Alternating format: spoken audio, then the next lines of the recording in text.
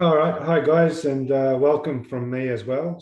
Today we're going to be covering the 190 and 491 visa, and basically which visa subclass is more appropriate for you. In reality, this will depend on a lot of circumstances, your personal circumstances, and we'll have a look at the pros and cons, also some parallels between the two different subclasses. And then obviously we'll also answer all your amazing questions. So first and foremost, I guess, with any skilled visa, whether it's the 189, the 190 or the 491, you need to satisfy the Department of Home Affairs requirements.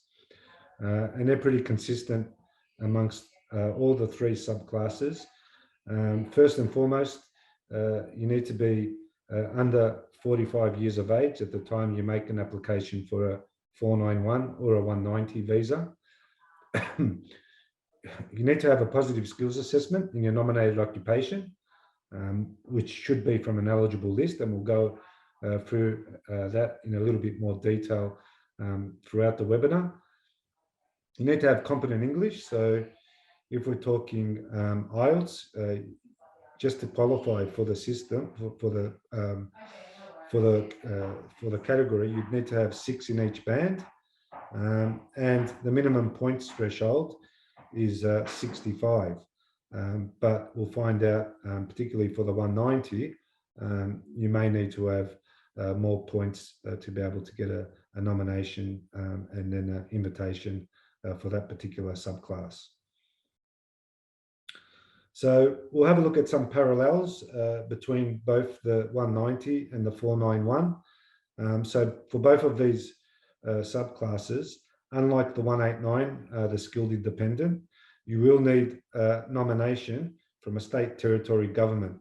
So once you receive an invitation to apply for nomination and your nomination is approved from a state territory government, then you'll receive an invitation to apply for the visa. So irrespective if it's a 190, subclass 190 state nominated visa, or the 491 skilled provisional regional visa, you need to get a nomination or a sponsorship from a state territory government, the particular state that you're pursuing to have the 190 or 491 visa.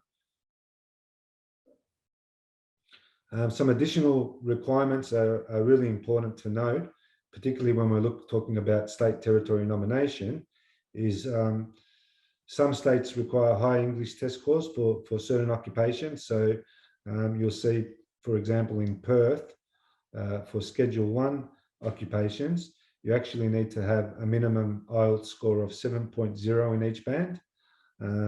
Many states also and territories currently require that you are already living and working in that state or territory. And a point in case for this is in South Australia, you'll find that depending on whether you're pursuing the 491 or the 190, you will need to have lived there from 6 to 24 months, depending on your occupation and the subclass you're pursuing, and working in your nominated or closely related occupation before you're even eligible to apply for nomination. This may change, however, as the pandemic sort of goes away, but it will remain to be seen. And as we said earlier as well, so usually you are also required to be working in your nominated or a closely related occupation for a period of time. Could be anywhere from 3 months to 24 months.